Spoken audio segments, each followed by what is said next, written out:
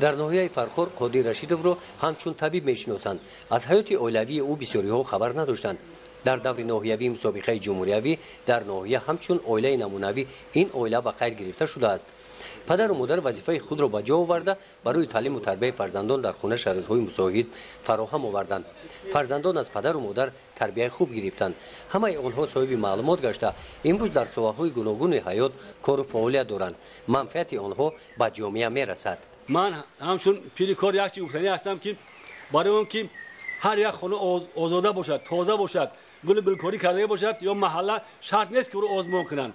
باید که هر یک انسان، هر یک خانواده خودش فکر کرده خانه‌اش را تازه کند، سفید کند، درخت‌ها را سفید کند، درخت‌های نقد بشناسد، حوض را استفاده برند، محله را تازه کنند، کوچه را تازه کرده، درخت‌ها را سفید کرده. آن این کارا هر یک انسان باید خودش بکند.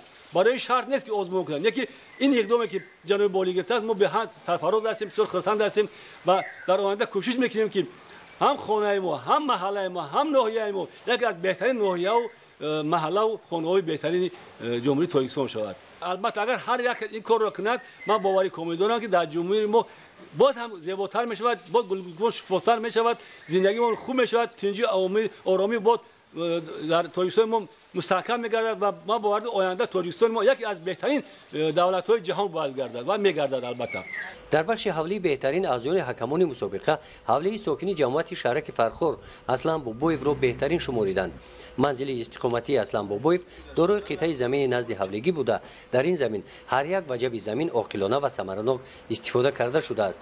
منزل استقامتی صحن حولیش شد و بر هوا و تازه و آزاده میباشد. جماعت شهرک فرخور و محله هفتی جماعت شهرک فرخور در ناحیه جای اول گرفت و همین بعد برای جمهوری تاجیکستان ما حرکت میکنیم که نه اینکه اویدی آزمون ها بلکه دائما تازگی، گلشنانی و درختزار کنونی محله را دائما پیشه خود گیریم و دائما شهرک فرخور را در حالت خوب، در حالت تازگی نگاه داریم. بخشیده به 25 سالگی استقلالیت دولتی جمهوری تاجیکستان اشتراک در مسابقه جمهوریوی و صاحب شدن به جای ارزنده در جماعت شهرک و جماعت‌های دهات کارهای آبادانی و سازندگی وسعت تازه گرفتند. در این روزها ساکنان کوچه و محله‌ها به حشر عمومی برآمده در سمت آبادانی منزل استقامتی کوچه و محله سهم گذاشتند.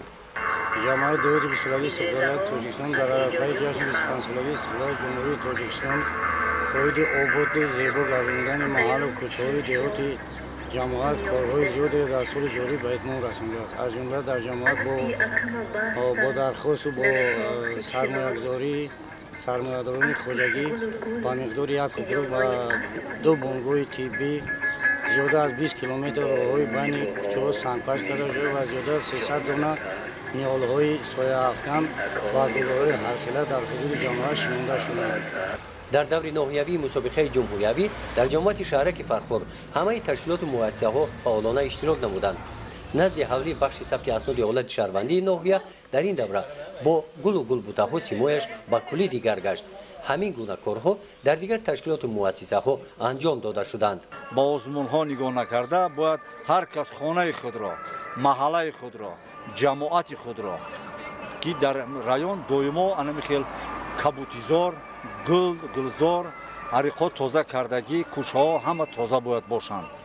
برای اشتراک فعالانه در مسابقه ناحیوی در ناحیوی مسابقه جمهوریوی بخشیده به استقبال جشن 25 سالگی استقلالیت دولتی جمهوری تاجیکستان در ناحیه فرخور همین طور جنبش گردید. جماعت شهرک فرخور غالب این مسابقه گردید.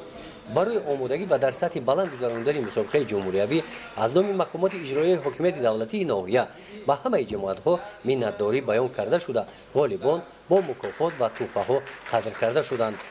گزارش خواجه نظریف خدای نظر ظهوروف از ناحیه فرخور برای برنامه اطلاعاتی نوید.